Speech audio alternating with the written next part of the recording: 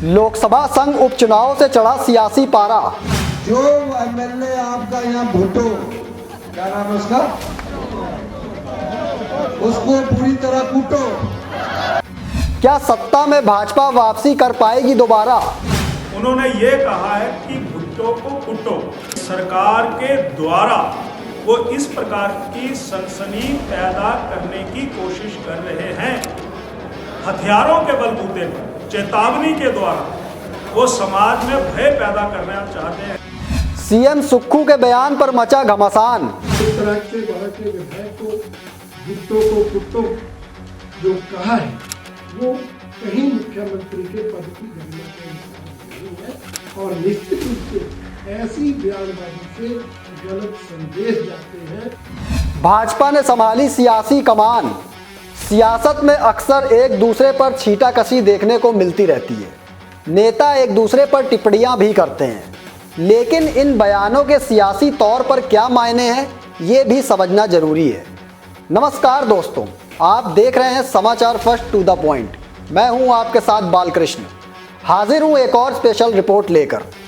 दरअसल आजकल हिमाचल की सियासी फिजा में सिर्फ मुख्यमंत्री ठाकुर सुखविंदर सिंह सुक्खू के बयान गूंज रहे हैं और इन बयानों के जरिए भाजपा कांग्रेस को घेरती जा रही है। बागियों पर 15-15 करोड़ में बिकने के मुख्यमंत्री के आरोपों पर तो मानहानि का केस दायर कर दिया गया है, लेकिन अब मुख्यमंत्री के एक और बयान पर सियासी घमासान मच गया है, जिसमें मुख्यमंत्री ने कांग्रेस के बागी और कुटलैहड़ से भाजपा उम्मीदवार दविंदर सिंह भुट्टो को लेकर जनता से मजाकिया अंदाज में एक अपील की थी। लेकिन अब इस अपील को भाजपा ने मुद्दा बना दिया है।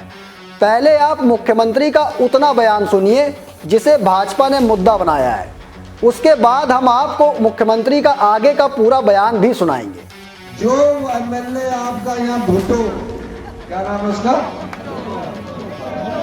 उसको पूरी तरह कूटो। दरअसल मुख्यमंत्री सुक्खू जनता से अपील कर रहे थे कि जो भाजपा के उम्मीदवार कांग्रेस से बागी होकर आए हैं उन्हें अपने अपने वोटों के जरिए कुट्टो।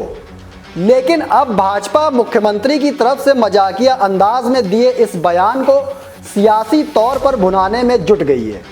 भाजपा विधायक विपिन सिंह परमार और रणधीर शर्मा ने मुख्यमंत्री सुक्खू पर कैसे हमला बोला है, आप इनको भी सुनिए।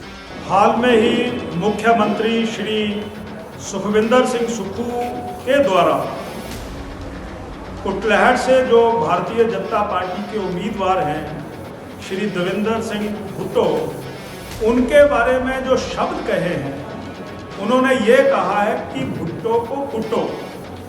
यानी ये हताश कांग्रेस जो आधार पूरी तरह से खो चुकी है, यानी सरकार के द्वारा वो इस प्रकार की सनसनी पैदा करने की कोशिश कर रहे हैं। हथियारों के बलबूते पर, चेतावनी के द्वारा वो समाज में भय पैदा करना चाहते हैं।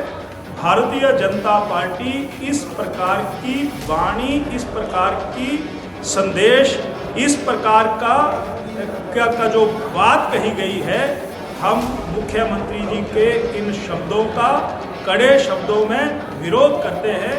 कि मुख्यमंत्री जो है वो एक छात्र नेता की तरह, जैसे वो एनएसयू के प्रेसिडेंट हैं, उस स्तर की बयानबाजी करते हैं।